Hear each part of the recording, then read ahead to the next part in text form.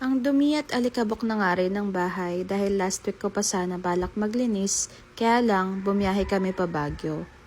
Goal talaga namin this 2026 na ma-treat ang parents sa Baguio at dahil na-tsempo na nga rin na magbe-birthday ang kapatid kong bunso at weekend yun, isnabay na rin namin at doon na nag-celebrate. Maglilinis nga rin sana ako nung mismong araw bago kami bumiyahe kaya lang hindi ko na rin nabigyan ng oras dahil nga madami din kaming prepare ng gabing yon at pagod na sa work. Kaya nga heto, dahil day off, kinamit ko na talaga ang sarili kong maglinis ngayon. Inuna ko nga muna itong sala. Inalis ko na muna ang mga foam ng sala set tsaka ako naman pinagpag at pinunasan yung mga alikabok sa gilid-gilid ng upuan. Medyo struggle nga rin talaga ako pag ito ang nililinis ko or pag nagpapalit ako ng sofa cover dahil may timbang din ang mga foam nito. Yung mismong frame naman ay solid talaga kaya mabigat din. Pero hindi ko pa rin talaga ipagpapalit yung mga ganitong sala set dahil alam naman natin na matibay at nagtatagal talaga ang mga style na ganito. Salamat nga pala sa mga biyanan ko dahil ipinamana sa amin tong furniture na to nung nag-decide na nga kaming bumukod. Hindi ko na rin nga pala nilalagay sa gitna ng carpet yung table dahil madalas hindi rin naman namin nagagamit. And dahil may spare space nga kami dun sa kabilang side ng sala, dun lang namin nilalagay yon. Ipipwesto na lang dito sa may carpet kapag may bisita or kailangan.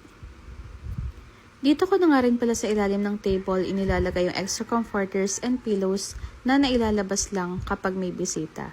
Inilisan ko nga lang din dyan ng punda yung mga unan dahil nagamit na to nung nag-overnight dito ang kapatid kong bunso at mga kaibigan niya nung pupunta kami sa Baguio. Maalikabok nga rin pala sa side na to kaya kada walis ko sinusundan ko na agad ng map. Madalang nga rin ako maglinis ng ganito. May mga times din kasi na kapag pagod na kami galing work, wala na rin naman talaga kaming energy magsinop kahit alam naming medyo magulo na ang bahay.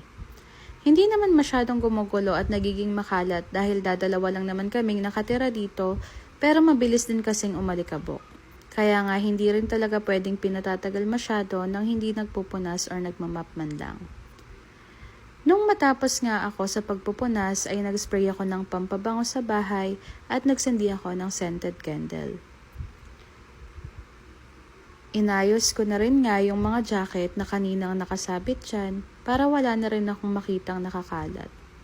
Hindi ko naman masasabi na sobra akong maayos sa bahay lalo na at working din ako pero ako lang ba yung ang sakit sa mata kapag ang daming sabit-sabit na nakikita. Kaya hanggat kaya maintain ko talaga na naka-organize at nakatago ang mga gamit sa bahay. Nung natuyo na nga rin ang sahig, binalik ko na rin ang carpet.